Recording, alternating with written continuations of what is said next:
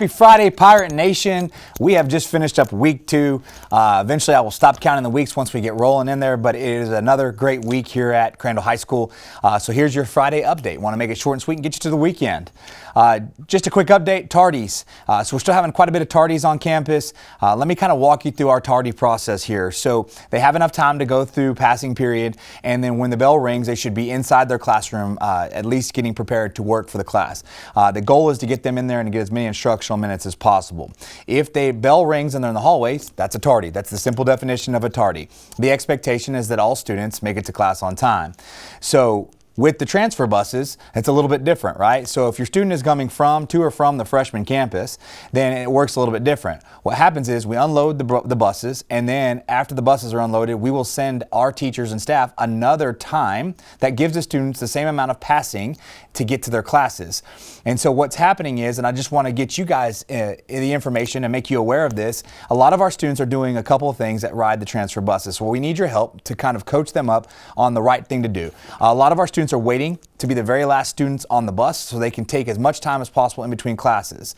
Or they're getting to the campus and they're walking as slow as possible because they don't think they have a tardy time because the tardy bell is already rung. However, that's not the case. We send that time out. We let the kids know in the classes they have a certain amount of time to get to class even though they got off the bus. Tardy bus or the transfer bus does not allow students unlimited amount of time to get from class to class. We still want your students to get as much time in the classroom as possible, even though they're having to ride from bus to bus. So we are fair, we do it fair, but we want to make sure your kids are there on time. So please do me a favor and encourage your students to go ahead, not mess around, jump on the bus and get to class, okay? Just like anything else. This is a normal thing. It's a great learning experience for college when you have to go across the campus. And as far as tardy sweeps, so we had our first couple official tardy sweeps these last couple of days. Let me kind of explain how that works. During a tardy sweep, our teachers are asked to shut the door, and then we will take care of the tardies as administrators. What we do is we sweep the hallways for those students that are in the halls. We take them down to the cafeteria. We log their name and information, and then we hold them for the period while they can do work and finish up work or whatever the case is, and we talk to them about making sure they're on time. Sometimes it happens. When I was the principal of my son a few years ago, my son got caught in a tardy sweep. It just happens. It's part of those deals, and it's just a one-time deal for most kids. What we're trying to do is still encourage kids to get to class on time. It's not something that goes on their discipline record or anything like that. It's just another conversation, another reminder to get to class on time. But we're also looking for the students that we're collecting every single tardy sweep so that we can start making phone calls home to you guys to say, hey, this is something that's happening every week with your student. We want to make sure, again, that we're getting them to class. We don't want our students to be in ISS. We're not keeping them in ISS. We're just having this little mini discipline, this little warning to remind them that they need to get to class on time. And as a reminder, these tardies will rack up and eventually they become consequences. We have lunch detentions, we have after school detentions, and we have ISS that these students will be placed in if they continue to accumulate tardies. So again, encourage your kids to get to class because we want them to learn. Our teachers are doing a great job and we think they have a valuable education in there. Okay. I know that a lot of people have asked about computers. Computers are on their way out. We are getting as many as we can. We have had so many new enrollees, and so we are trying to issue about 700 new computers this year, and we are going as fast as we can. So at the beginning of next week, we should have all the computers out. I promise we are not stopping. We're not resting on that. We are pushing as fast as we can. A couple of other quick notes from the attendance office.